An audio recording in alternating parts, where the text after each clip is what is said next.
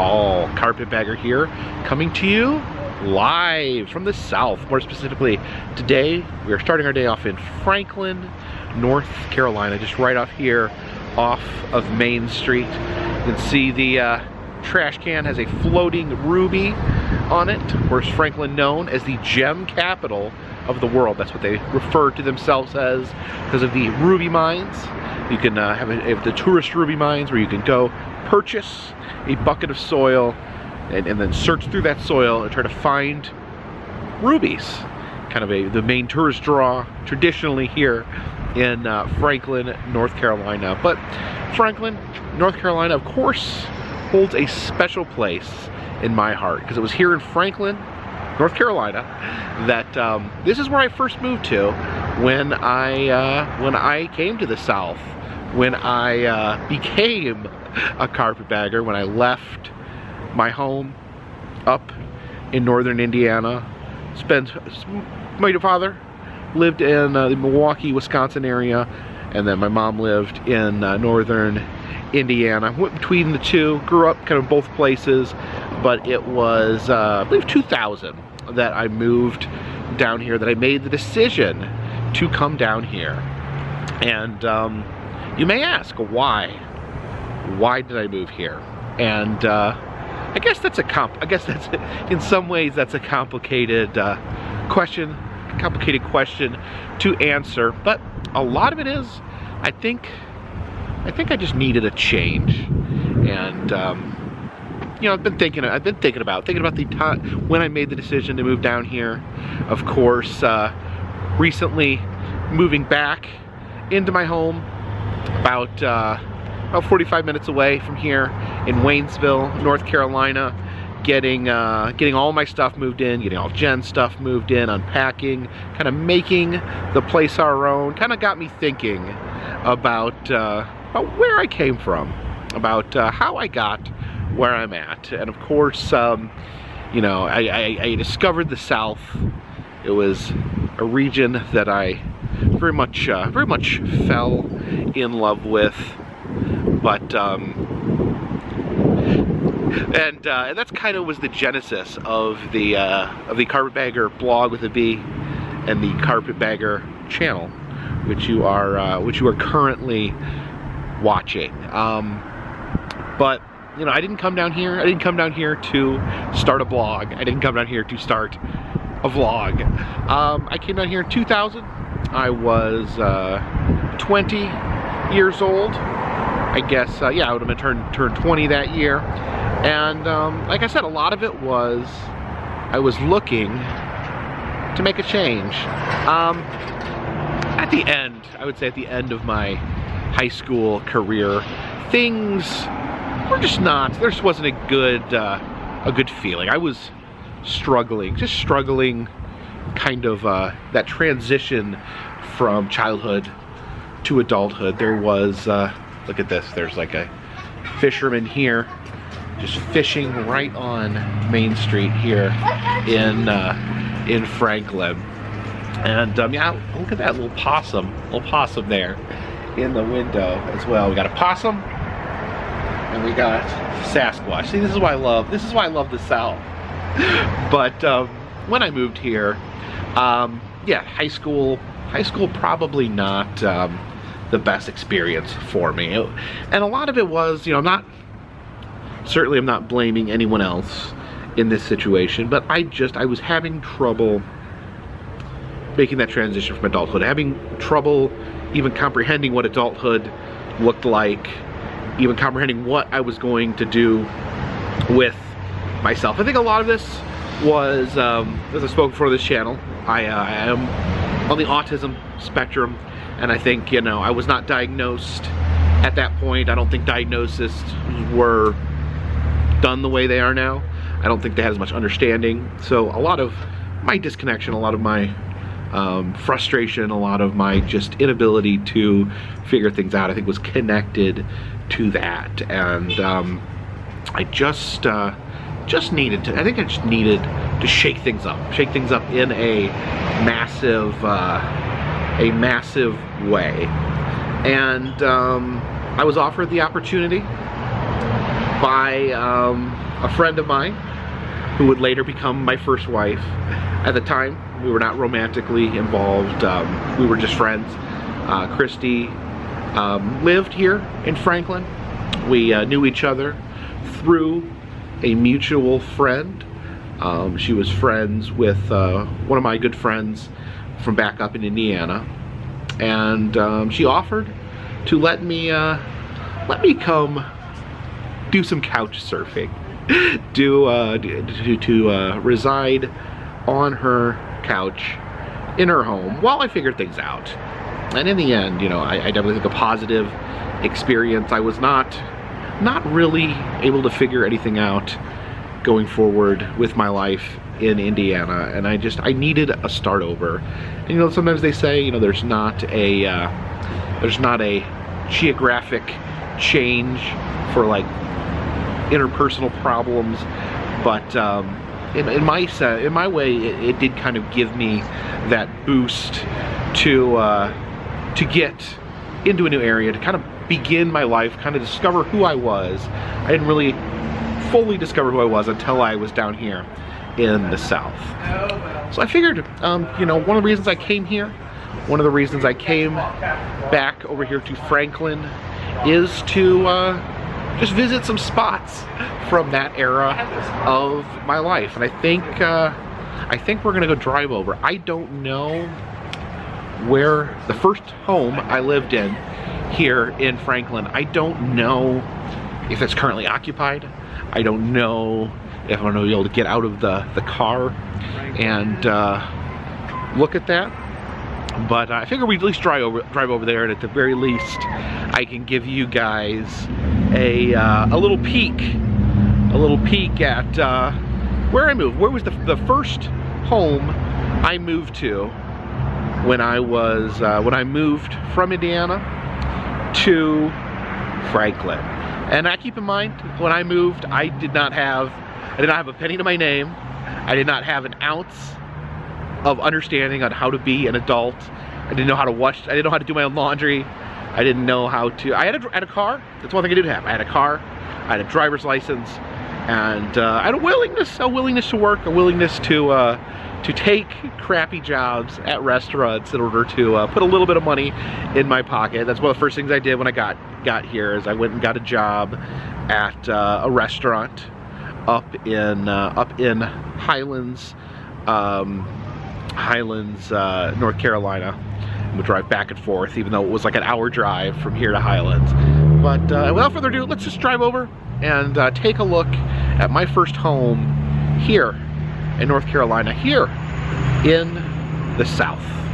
So let's head back to my car. Notice this ski lift right here that's turned into a bench.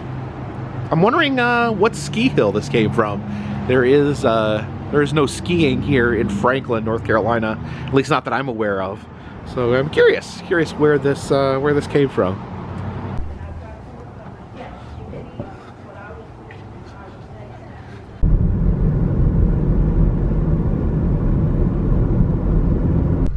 All right, now it looks like there's someone home, so I can't like get out and stand in the yard. This is the West End Trailer Park where I first moved to when I first moved to North Carolina. And there, right there, that is the trailer that I lived in. Yeah, I apologize for not being able to get you guys a better view, but yeah, looking out the window, it's the one there with the long driveway there to the left.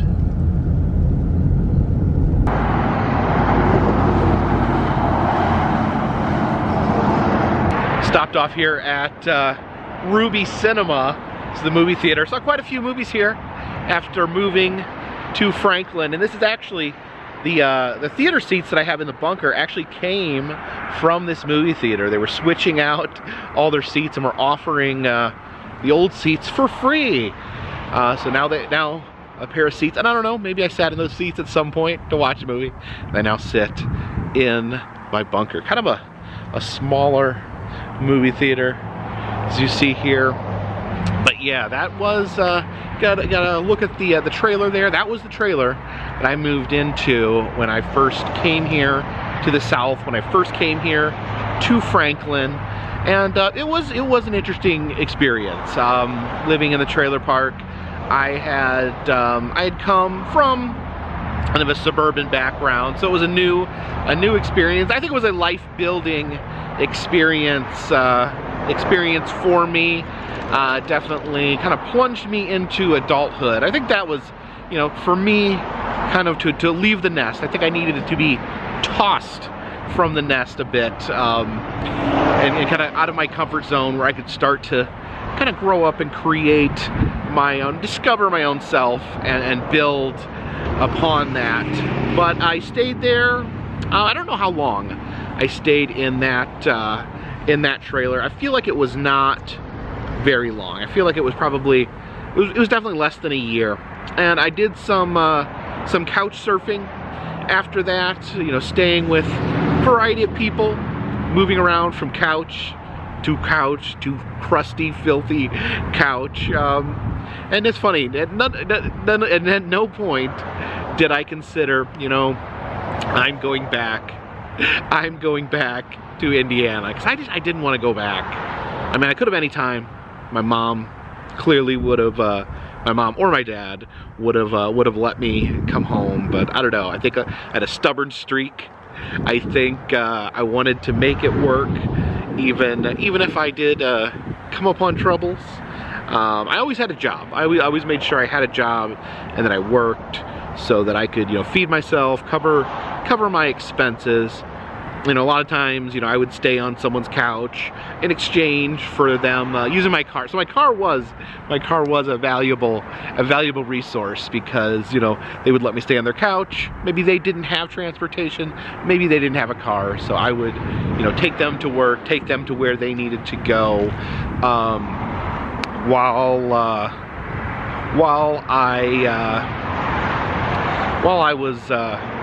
I was existing. So yeah, I did a few different couches, maybe even stayed in a bedroom here or there, and that went that way. I don't know. The timeline is over 20 years ago at this point, which is crazy. The timeline gets a little foggy for me, you know, how long I was at each place. But I did end up. Christy invited me to come back to stay at her place. She had gotten a new home that she owned at the time, and she invited me to come there and stay with her once again. So again, you know, at this point we had, you know, she's now my ex-wife. Then she was my friend. We did not have any romantic connection whatsoever at that point in our lives. We were just friends, good friends at times, and so she, you know, I guess saw that I was still out there, still struggling to make it work, and she offered me a room at her place. So I figured we're actually going to go up the road here, a little tiny community called Otto, O-T-T-O, North Carolina.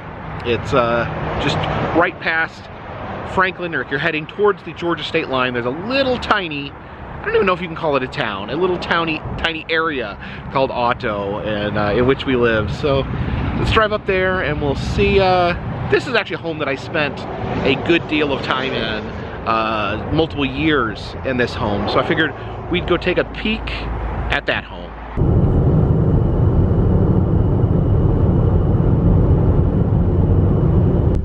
It feels weird driving back up here. It's been so long. Good to see that they haven't paved this road yet. It was always gravel here coming up, and our crazed neighbor would actually dig speed bumps into the dirt road, which I don't think he was allowed to, and he would get really mad. He'd accuse everyone of driving too fast, so he would dig speed bumps into the road, and he would scream at us and swear at us and flip us off. And there's his house. The yard looks really overgrown and abandoned. And let's head up this way. Okay. looking up in the woods.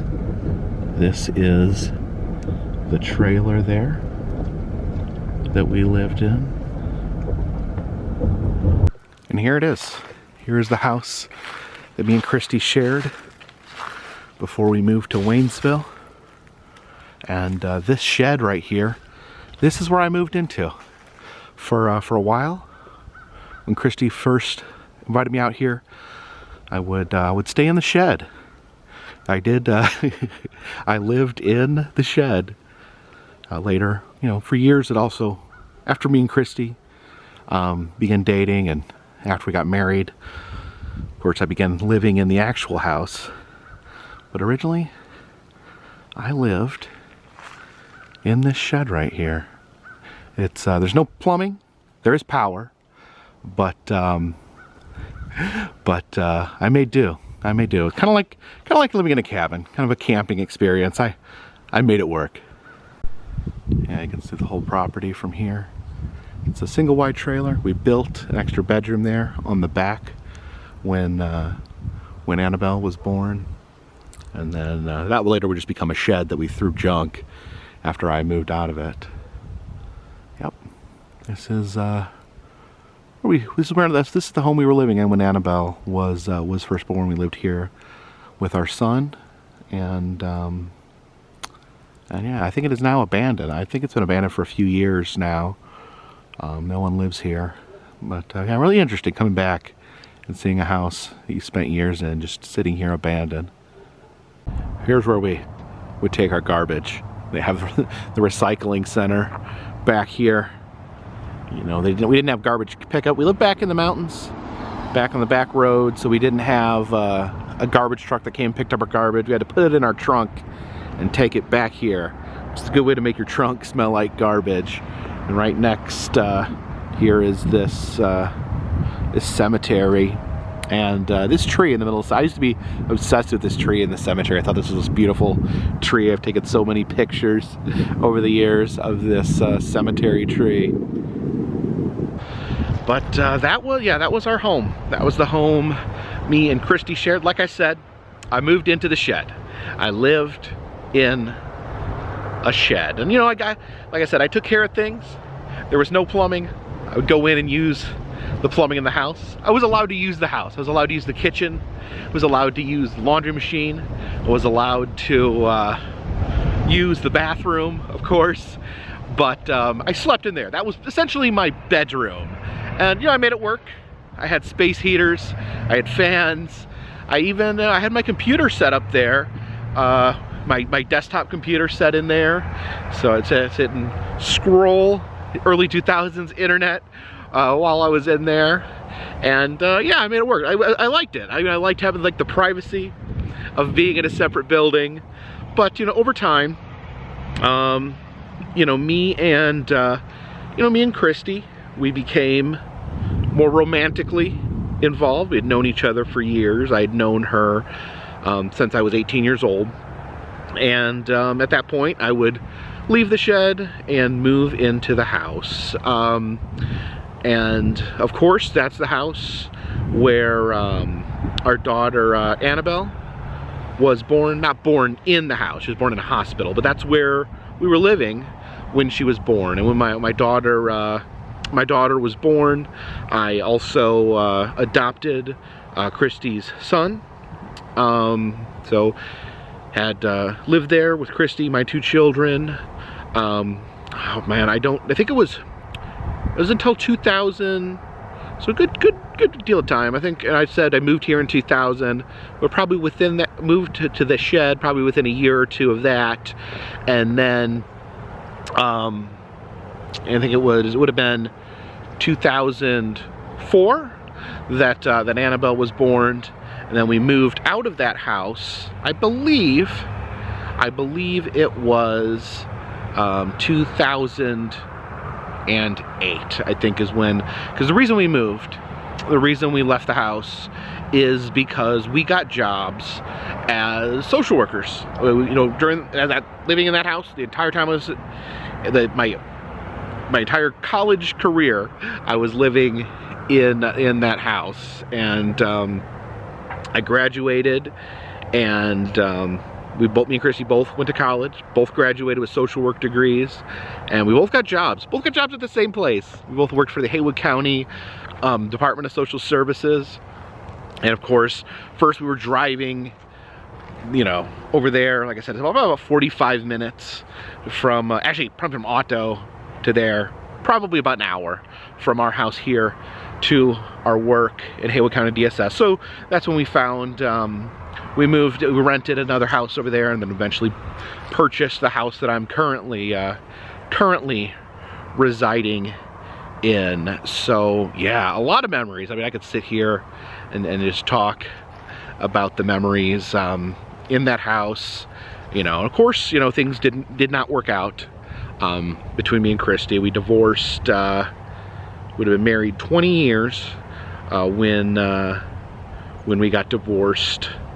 I think the divorce was finalized, I think it was about a year ago, give or take. I'm so bad with time frames and time elapsing now. I don't know if it's just all the traveling I do. I don't know if it's just my age, but sometimes I have a hard time kind of putting things in perspective, what things happened when. I don't know if other people my age may be having the same experience, but yeah, that's a lot of memories there. It's so weird seeing it abandoned like that. The whole neighborhood looked kind of abandoned. You know, all the houses were full of people back when we lived there, and I don't know, the house looked a little dilapidated, a little bit like it was falling apart, and looked like there had not been a person living there in quite some time. So I figured, since we're out this way, I was gonna check out one more spot. And for years living out here, you know, when I first moved out here to the shed, I was working over at a restaurant called the Dillard House, just across the state line. And that was a big job for me. I waited tables there, and I also worked night security for a period. So I figured, since we're out this way, I'll do one more nostalgic stop and head over to the Dillard House.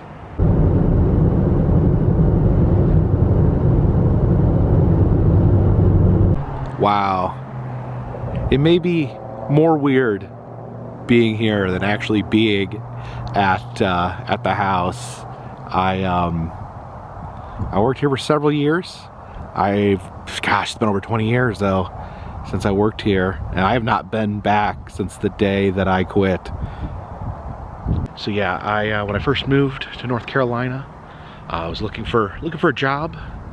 Needed to find gainful employment. So I came over here to the Dillard House because they would pretty much hire anyone at the time, and I had no experience waiting tables, no experience doing much of anything, but they hired me, so I appreciate that. It was long hours. It was 12-hour days, six days a week, especially during the fall. It was really busy, and I got paid in tips, so I always had a little cash on hand. That was nice. A few years in, I ended up getting a promotion where I would actually work nighttime security. So I would stay in there in the building at night. I would bring, you know, there wasn't always something to be doing. You know, I would take late check-ins. I would keep an eye on the property, but there wasn't like a lot to actively be doing. So I thought I had hit the jackpot. I was getting paid $10 an hour, and I would stay here at night. I think it was like 8 o'clock. I think it was like 8 to 8 o'clock at night till 8 in the morning. And I would watch DVDs. I'd bring in my laptop and watch DVDs on my laptop. Would read books back when I was more of a reader. And that was a nice experience, being able to I thought that I'd really made it when I got that nighttime security job.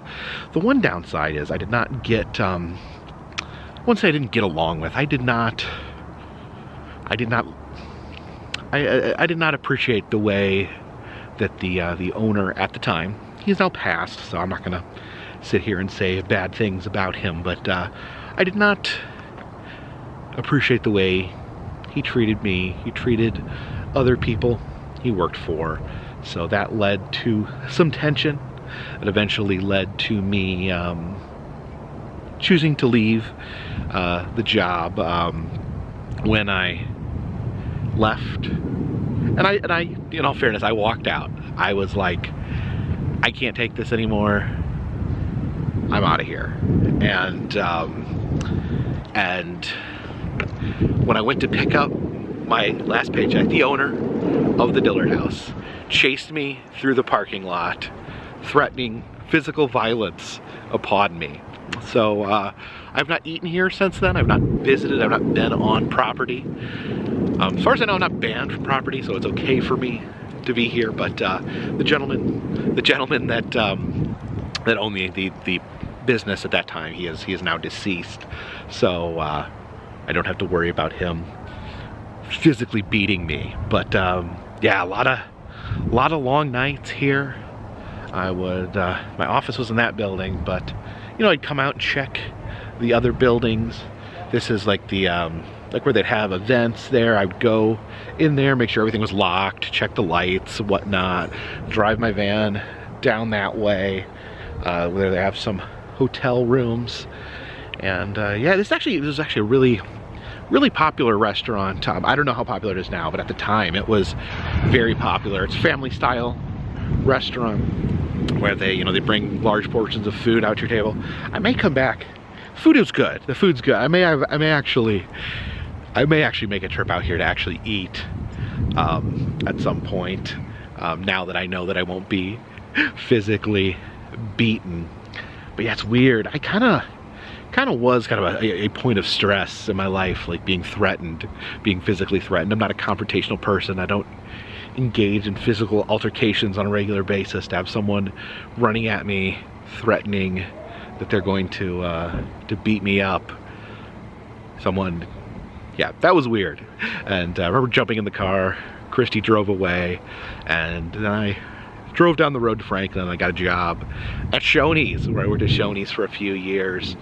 I quit here before Annabelle was born, and then Annabelle was born while I was working at Shoney's.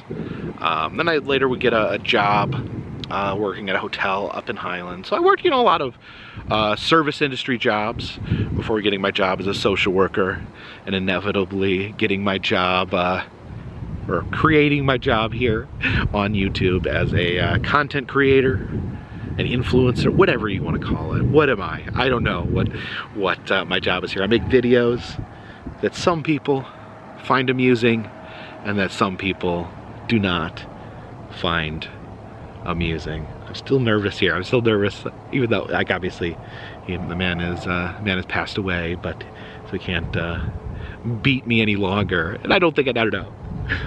I think it's okay. It's okay for me to be here, because as far as I know, no one alive that works here wants to savagely beat me. But yeah, so weird being here. But I want to thank you guys for coming along today. It's a little bit of a different video, just going to some of my nostalgic spots, some of the spots where I spent my life prior to YouTube. It's interesting, yeah. Sorry, I don't mean, I just still taking it in, taking in so many memories. Like I said, I haven't been here in over 20 years, so those memories come flooding back. But yeah, many times spent at night in that building, and I walk through the dining room, walk through the building, hear noise. That's one thing at night when you're a nighttime security guard. You hear noises, you think you see things in the darkness. You're always wondering if something's watching you. That's how yeah, it can be spooky, but I enjoyed it. I like the peaceful quiet of it, the peaceful quiet of being alone at night. And like I said, back then I had my laptop, my DVD. I don't think I could use the internet because they didn't have Wi-Fi back then, but I would play DVDs. Remember, I pretty much watched the entire show of Sopranos on my laptop in there.